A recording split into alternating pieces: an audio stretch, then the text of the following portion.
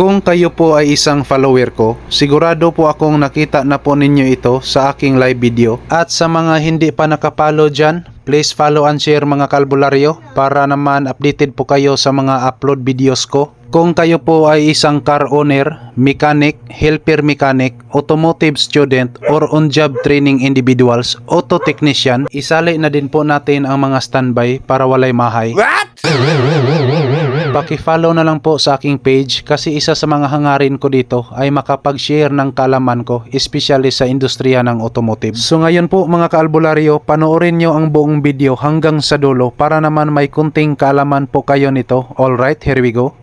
So ayan po mga kalbularyo, mayroon tayong titirahin ngayon na isang 6WF1 Isuzu. So ang problema lang po nito mga kalbularyo ay sobrang low power ang makina. So ngayon po titingnan natin kung ano ang problema nito. Hindi po tayo gumamit ng ating X-ray machine ngayon. Hula-hula lang muna ang gagamitin natin. Alright. So ito na po, pandarin natin ang makina. Engine start. Yan. Try nating i-rev. So feel natin ngayon mga kalbularyo ay sobrang low power. Ayan o. So sobrang late response. Kahit naka full throttle na po tayo ay hindi responsive ang RPM nya. So ngayon po proceed na po tayo sa mga suspected parts na problema dito. Alright, let's proceed. So ito na po mga kalbularyo, alam nyo naman na hindi tayo gumamit ng X-ray machine. So hula-hula ang gagamitin natin dito. So unang-una po ay palitan po natin to. Ito po ay tinatawag nating common rail pressure sensor. Titingnan natin kung umubra ba ang ating hula-hula dito. Ayan. So ito po ang ating ipagpalit mga kalbularyo. Ayan, brand new po ito. Titingnan na lang natin kung makukuha ba sa ating hula-hula. Pinalitan po natin to pero hindi umubra ang ating patsamba. So ang ginawa lang namin ay binalik lang po namin tong ikabit at punta po tayo dito sa relief valve limiter. Ayan, itong nasa dulo, ito ang papalitan natin at pag hindi pa yan makukuha, mag-proceed na po tayo sa ating orasyon. Orasyon palumpayat di ka makurat. Wow. So gagawin lang muna natin dito ay baklasin po natin to at palitan natin ng bago. So ito na po mga kalbularyo, ito po ang luma at ito naman ang bago. Try natin ikabit, titingnan natin kung umubra ba. Ayan, bago na po natin kinabit na relief valve limiter. Ayan o. Yan, bago na po yan. So ito ang luma. So ngayon titingnan natin, pandarin natin ang makina kung may improvement ba dito. Observe lang po tayo dito kasi nung dati ay hanggang 1500 RPM lang po. Hindi na siya lumagpas pa dito. So titingnan natin ngayon kung mayroon bang development. Ang target natin dito mga kalbularyo ay dapat aabot tayo ng 2000 plus. Dapat makapunta po tayo dito sa red line. So ayan, titingnan na natin, engine start natin. Yan. So ngayon titingnan natin, i-rev natin. Yan. Tatama na po tayo dito sa red line, 2000 RPM plus. So ayan po, mag-road test na po kami. Titingnan namin kung mawala na ba yung low power. So ito po ang kasama natin. Alright, tingnan natin.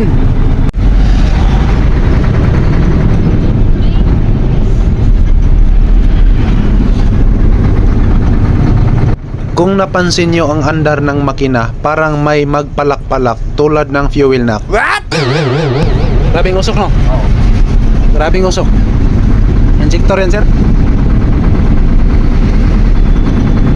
Pakinggan yung mabuti ang busis ng makina ay parang nagsangag ng sweet corn. At ngayon di ako nakatiis rito kaya sinabihan ko siya na baklasin natin ang injector isa't isa para magkaalaman kung tatama ba ang aking patsamba. Buti na lang nasang-ayon naman ang may-ari. Binunot ko lahat ang mga injector nito at agad pinadala sa calibration shop. We found out na may problema talaga ang lahat na injector kaya nag-advise na lang po ako sa may-ari na i-repair na lang kasi sa tingin ko medyo dako-dako naman yun ni nga gasto. At para fair po sa ating lahat, tatanungin po muna natin ang calibrator in charge. Anong pinalitan mo sa lahat ng injector? Itong fluid. Solenoid. Oh. So, 6 na solenoid ang pinalitan mo? Isa lang ya. Isa lang. Oh, yung control valve iayos. So, ang control valve ay lahat? Amin. Lahat? Oh. Okay. So, ayan po mga kaalbularyo, medyo galit po ako rito. Kasi sa totoo, perti na jud na kong gutuma at ang calibrator in charge ay nanghingi na. Naawa na talaga ako sa driver nito kasi gusto raw ng may-ari na palaging mayroong video sa lahat ng mga ginagawa namin. Baka hindi niya alam na ang napasukan niyang shop ay isang vlogger na mas kilalang albularyong mekaniko sa City of Bugo. Kaya pinabayaan ko na lang siyang mag-video hanggang malubat ang cellphone niya.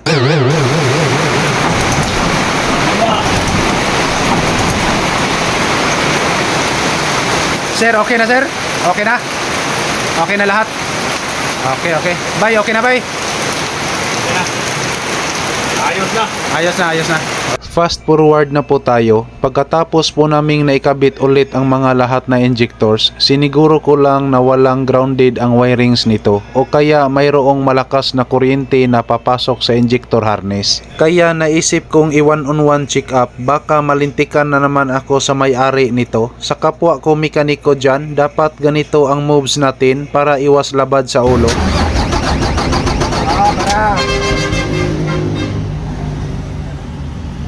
So ngayon po mga kalbularyo ay mayroon tayong 3.4 volts.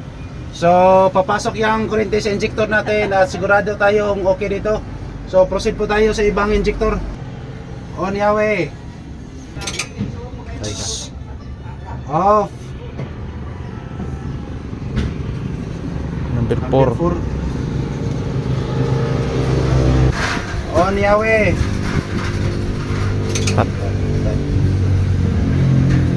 Start. So ngayon po mga kalbularyo, sa nakikita natin sa lahat na injector dito ay may problema tayo sa injector number 4 at saka injector number 6. So i-trace up natin to ba't nagka-problema yung voltage out nito. So titingnan natin, i-check natin ulit yung ECU, ba't ang lumalabas dito ay 24 volts at ang isa naman ay 13 volts. So titingnan natin kung ano pa ang posibleng nasira doon. Alright. At ngayon, binuksan ko ang ECU. Alam naman natin lahat na ang injector pulse ay galing dito. So para wala tayong duda, tingnan natin kung anong pumutok sa loob nito. Hindi masyadong malinaw mga kaalbularyo, pero sa aktual niyan, may mga pumutok talaga. At agad pinaalam ko sa may-ari, kaya nagdesisyon na lang po siya na palitan na lang po ng ibang ECU. Kasi pag mag-undergo pa po tayo ng ECU repair, lalong matagalan pa ang track niya rito. While waiting po ako na dumating ang bagong ECU, as usual siniguro ko na walang grounded wire sa mga harness nito. Sa wakas dumating nagyod ang ECU. Konting kaba ang naramdaman ko, pero may tiwala naman ako sa aking konting kakayahan. Same procedure po mga kalbularyo, undergo na naman ako dito ng injector test voltage out para makasiguro tayo na sure ball ang steps natin dito. Ika na, ignition start. Kadiyot lang. Okay, start. Start ko daw. Up.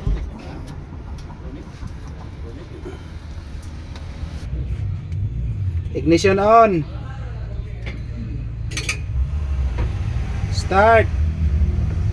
Up, para. Pagkatapos kong na-cleared lahat, ginamitan ko agad ng aking matinding orasyon. Ito po ay mabisang gamot sa mga napasukan ng mga diliingon nato. So ngayon, feel kong nag-aalisa na ang mga engkanto rito. And now, let's start the engine. Okay, engine start, engine start. Ayun. Ayan po mga kalbularyo. Success na naman po tayo ngayon.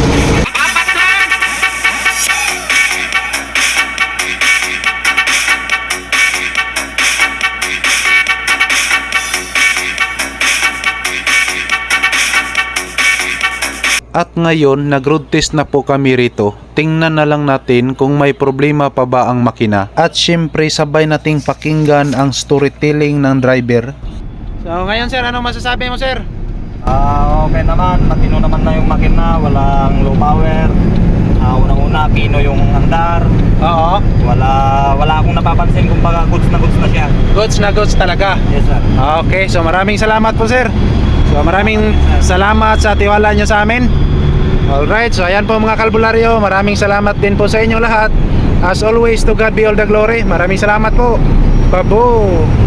Before I forget, ako po ay taos-pusong nagpapasalamat sa may-ari ng GCR Ceramic Trading at syempre sa mga staff nito for being hospitable and very approachable. Talagang tunay na maasahan lalo na sa mga taong nangangailangan. It was a good experience and so grateful na sa loob halos isang buwan na nakaparada ang sasakyan ng customer namin mismo sa harap ng tindahan nila. Once again, thank you so much GCR Ceramic Trading Management. God bless po sa ating lahat. To God be all the glory.